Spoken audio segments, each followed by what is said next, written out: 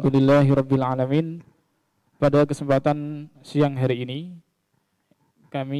kita masih diberikan keluangan waktu, kesehatan, kenikmatan iman sehingga pada siang hari ini kita dapat melaksanakan pembelajaran secara daring. Ya. Tentu semuanya ya kami doakan, saya doakan sehat, ya sehat walafiat, diberikan panjang umur dan nanti kita bisa bertemu di pembelajaran di madrasah kita tercinta, Madrasah Tasywiqut Thulab Salafiyah. Amin. Langsung saja akan saya lanjutkan materi bab yang kedua tentang kejujuran. Kemarin sudah dijelaskan tentang penjelasan surat Al-Mutaffifin ayat 100 sampai 6. Tapi sebelumnya saya tekankan kepada santri-santri TBS semua, bisa dibuka bukunya pada halaman 30. Ya, buku LKS dibuka halaman 30. Ya, buku LKS dibuka halaman 30. Paket bisa dibuka sekalian. Ya. Nanti akan saya jelaskan tentang surat Al-An'am yang masih berkaitan materi tentang kejujuran. Surat Al-An'am. Al-An'am berarti binatang ternak. Surat Al-An'am adalah surat ke-6 dalam Al-Quran. Surat Al-An'am ini merupakan surat yang diturunkan di kota Mekah atau sebelum Nabi hijrah ke Madinah dengan jumlah ayat sebanyak 165 ayat. Adapun penamaan surat Al-An'am ya, dikarenakan dalam surat tersebut membahas berbagai hal tentang hukum hewan ternak dan adat istiadat kebudayaan kaum musyrik Quraisy ya. Kebiasaan mereka dalam menggunakan hewan ternak sebagai hewan persembahan kepada Tuhannya untuk mendekatkan diri. Selain pembahasan tentang hewan ternak, di dalam surat Al-An'am ini terdapat juga doa iftitah. Tahu kan doa iftitah? Ya. Doa iftitah yaitu salah satu doa bacaan sholat yang dibaca setelah takbiratul ihram dan sebelum membaca surat Al-Fatihah. Dalam membaca doa iftitah ini, kita tahu dianjurkan membaca dengan suara lirih atau tidak dengan lantang. Doa iftitah tersebut dalam surat Al-An'am itu terdapat dalam ayat 79 dan 162 sampai 163 pada surat Al-An'am. Ya. Pada ayat 79 bacaannya adalah Inni wajjahtu wajhiya lilladzi fataras samawati wal arda hanifan wa ma ana minal musyrikin. Itu ayat 79. Sedangkan ayat 162 Qul inna sholati wa nusuki wa mahyaya wa mamati lillahi rabbil alamin. Ayat 163. La syarika lahu wa bidzalika umirtu wa ana awwalul muslimin. Itu terdapat pada surat Al-An'am. Berarti selain tentang binatang ternak, di dalam surat Al-An'am ada bacaan doa iftitah. Itu yang perlu kalian garis bawahi. Terus selanjutnya, untuk lafal surat Al-An'am ayat 152. Ya, dibuka LKS-nya ya. A'udzu billahi minasy syaithanir rajim. Bismillahirrahmanirrahim. ولا تقربوا مال اليتيم إلا بالتي هي أحسن حتى يبلغ أشده وأوفوا الكيل والميزان بالقسط لا نكلف نفسا إلا وسعها وإذا قلتم فاعدلوا ولو كان ذا قربى وبعهد الله أوفوا ذلكم وصاكم به لعلكم تذكرون Sadaqallahul Azim. Ya, ini tidak saya cantumkan dalam layar karena tadi sedikit ada kesalahan teknis ya. Bisa dilihat di dalam buku atau di dalam Al-Qur'an. Yang artinya di sini janganlah kamu dekati harta anak yatim kecuali dengan cara yang lebih bermanfaat hingga sampai ia dewasa, dan sempurnakanlah takaran dan timbangan dengan adil. Kami tidak memikulkan beban kepada seseorang melainkan sekedar kesanggupannya. Dan apabila kamu berkata, maka hendaklah kamu berlaku adil, kendati pun ia adalah kerabatmu, dan penuhilah janji Allah. Yang demikian itu diperintahkan Allah kepadamu agar kamu ingat. Surat Al-An'am ayat 152. Di sini yang sering keluar ketika ulangan ujian ya adalah lafal potongan dari ayat Al-Qur'an ya. Jadi kalian harus teliti, harus jeli dalam mengartikan potongan-potongan ayat dalam soal-soal ya. Contoh di sini ya, ada lafal fa'dilu. Fa'dilu itu artinya apa? Ya, nanti ada pertanyaan seperti itu. Fa'dilu, apakah arti dari lafal fa'dilu? Ya, jawabannya adalah maka berlaku adillah kamu. Ya, atau yang lain contohnya adalah taqrabu. Apa itu arti dari lafal taqrabu? Taqrabu artinya adalah kamu dekati. Ya. Itu sebagian potongan ayat dalam surat Al-An'am. Tentu kalian harus bisa menguasai ya lafal semuanya ya. Ayat Al-An'am, surat Al-An'am ayat 152 tersebut. Karena nanti pada ulangan ujian ya sedikit banyak ada yang keluar. Saya lanjutkan. Penjelasan surat Al-An'am ayat 152. Dalam tafsir Jalalain menjelaskan, dan janganlah kamu dekati harta anak yatim kecuali dengan cara dan sikap yang lebih baik, yaitu cara yang di dalamnya mengandung kemaslahatan bagi anak yatim hingga ia dewasa. Ya, ini sangat ya mengkhawatirkan dan juga kita harus teliti ya dalam mengelola harta anak yatim. Ya, kemarin kita tahu pada tanggal 10 Syura ya kan banyak ya atau istilahnya biasa disebut bodone cah yatim ya kan, anak yatim mendapatkan ya santunan sangat banyak. Nah, pengelolaan uang tersebut itu harus hati-hati ya. Terkadang ada orang tua dalam mengelola uang tersebut tidak hati-hati, akhirnya digunakan untuk keperluan sendiri. Nah, di sini ini sangat berbahaya karena itu haknya anak yatim apabila digunakan untuk keperluan pribadi orang tuanya, ini sangat ya berbahaya ya. Terus selanjutnya, dan sempurnakanlah takaran dan timbangan dengan adil dan tidak curang.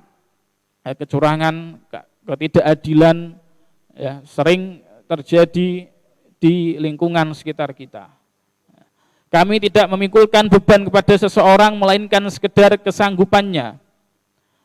Ini untuk kita sendiri, terkadang kita merasa bersedih atas cobaan yang diberikan Allah kepada kita. kita harus yakin bahwa cobaan tersebut, beban tersebut itu dibebankan kepada seseorang melainkan sekedar kesanggupannya. Berarti kita sanggup untuk mengatasi ya cobaan atau beban yang kita tanggung tersebut ya. Sesuai dengan kemampuannya dalam hal ini, apabila ia berbuat kekeliruan di dalam menakar dan menimbang sesuatu, maka Allah mengetahui kebenaran niat yang sesungguhnya. Oleh karena itu, maka ia ya tidak berdosa. Sebagaimana yang telah disebutkan dalam hadis Nabi Shallallahu Alaihi Wasallam. Dan apabila kamu berkata dalam masalah hukum atau lainnya, maka hendaklah kamu berlaku adil, jujur, kendati pun dia adalah kerabatmu, saudaramu, adikmu, orang tuamu. Nah, ini biasanya yang sering terjadi juga ya. Kita misalkan memiliki jabatan ya. Setelah itu keluarga kita ya, dia melakukan tindak hukum ya, kesalahan ya. Maka kita harus bersikap adil walaupun keluarga kita yang telah melanggar ya peraturan, yang melanggar hukum tersebut. Kalau dia salah, ya kita harus hukum ya. Jangan sampai karena itu keluarga kita bebaskan dari hukum ya. Kita tidak menindaklanjuti. Nah, ini hal-hal yang seperti ini harus kita hindarkan ya. Kita harus berlaku adil terhadap siapapun, termasuk kepada keluarga kita, kerabat kita ya. Dan penuhilah janji Allah yang demikian itu diperintahkan Allah kepadamu agar kamu ingat. Ini merupakan penjelasan surat Al-An'am ayat 152. Selanjutnya, keterkaitan kandungan surat Al-Mutaffifin dan Al-An'am. Pada surat Al-Mutaffifin ayat 1, kecelakaan besarlah atas orang-orang yang curang. Ayat ini semakna dengan janganlah kamu dekati harta anak yatim. Di sini dapat disimpulkan bahwa kedua ayat tersebut memiliki kesamaan makna, yaitu sama-sama berbentuk larangan. Pada ayat 2 surat Al-Mutaffifin, orang-orang yang apabila menerima takaran dari orang lain, mereka minta dipenuhi. Ayat ini semakna dengan surat Al-An'am ayat 152. Dan sempurnakanlah takaran dan timbangan dengan adil. Di sini dapat diambil kesimpulan bahwa kedua surat tersebut membahas tentang timbangan sebagaimana bentuk keadilan yang harus dipenuhi oleh sebagian yang lain. Yang ketiga, tidak diperbolehkan berlaku curang walaupun hanya sedikit. Dalam tanda kurung, kita harus berbuat adil kepada siapapun. Selanjutnya, sikap jujur kunci hidup bahagia. Ini saya sudah terangkan sedikit ya. Nanti kita lanjutkan pertemuan selanjutnya. Ini tentang setiap kejujuran yang kita perbuat akan membimbing kita pada kebaikan dan kebenaran. Seperti hadis yang ada di dalam layar kalian. Innas sidqa yahdi ilal birri wa innal birra yahdi ilal jannah wa innar rajula la yasduqu hatta yakuna siddiqan wa innal kadhiba yahdi ilal fujuri wa innal fujura yahdi ilan nari wa innar rajula la yakdzibu hatta yuktaba indallahi kadzdzaba. Artinya, sesungguhnya kejujuran akan membimbing pada kebaikan dan kebaikan itu akan membimbing kita ke surga.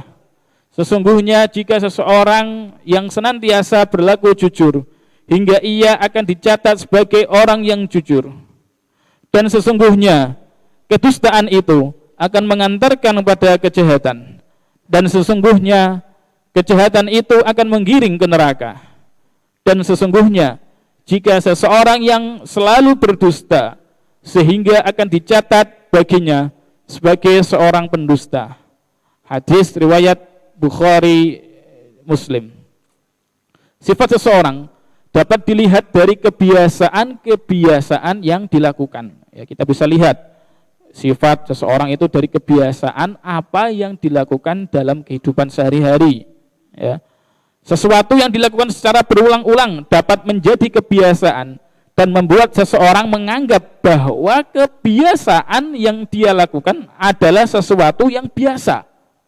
Walaupun sebenarnya itu salah. Ini sangat berbahaya karena sudah terbiasa melakukan perbuatan tersebut, ya, dia anggap perbuatan yang dilakukan itu adalah sesuatu yang biasa. Padahal dalam kenyataannya perbuatan yang dilakukan itu melanggar hukum, melanggar aturan agama. Ya. Salah satu kebiasaan buruk adalah berkata tidak jujur atau berbohong. Di sini, ketika kita berbohong, maka akan diikuti dengan kebohongan-kebohongan yang lain. Ya. Sekali kita tidak jujur, maka selanjutnya kita akan berbohong terus-menerus. Makanya kita harus berkata jujur, ya, walaupun itu pahit. Ya. Demikian yang bisa saya sampaikan.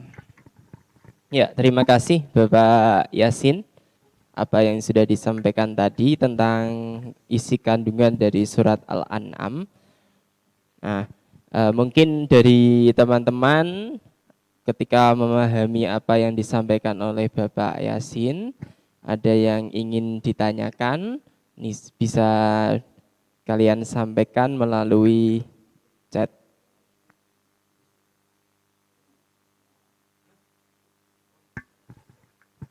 Ya, oke. Silakan kalian sampaikan melalui chat biar nanti saya baca, saya sampaikan kepada Bapak Yasin sehingga nanti bisa dijawab. Oke, atau bisa juga berkomunikasi langsung dengan kami.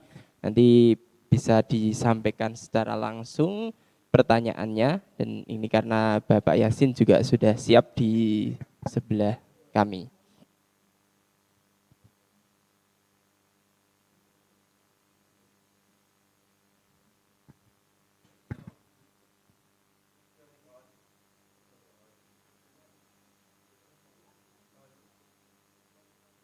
Ada?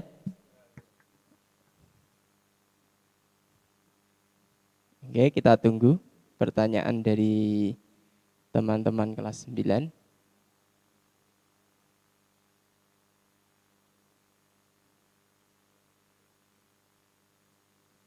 Ya, ini. Assalamualaikum, bagaimana hukumnya apabila tidak jujur tapi dalam kebaikan? Nah, ini ada kaitannya dengan tidak jujur tapi untuk kebaikan. Tadi sudah dijelaskan ya, kebohongan untuk kebaikan berarti ya. Kita berbohong untuk kebaikan. Nah, ini harus dipertanyakan lagi. Kebaikannya itu apa? Seperti itu. Ya kan? Ya, karena kita tahu biasanya dalih-dalih untuk kebaikan padahal itu pun ya salah kan. Cuma alasan dia saja ya untuk berbohong. Harus dijelaskan, harus diterangkan dulu pertanyaannya. Kebaikan contohnya apa misalkan, kebaikannya apa seperti itu.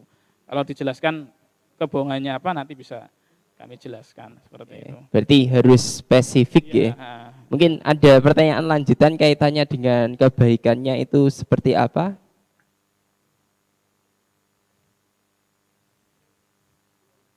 Belum ada. Ini misalnya saya ceritakan seperti ini. Misalkan ada seorang kiai ya. Kiai tersebut dicari oleh segerombolan perampok atau pembunuh ya. Lah kemudian kiai tersebut bersembunyi di rumah kita. Lah kira-kira ketika ditanya sama perampok tersebut, kalian jawab jujur atau tidak di sini? Pada posisi seperti itu bisa dikiaskan sendiri jawaban tentang seperti itu, sebagian dari contoh ya dari berbohong untuk kebaikan seperti itu. Oh, begitu. Jadi kalau kasusnya itu untuk kebaikan seseorang, melindungi diri dari seseorang, itu maka Dan dibolehkan. perlu ya jelas perlu dilindungi. Oh, Ya, ya. ya. Oke, oke. Mungkin itu jawaban dari kami. Ada pertanyaan lagi?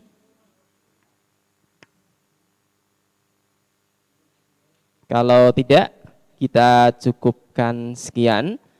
Ini setelah ini mata pelajaran fikih yang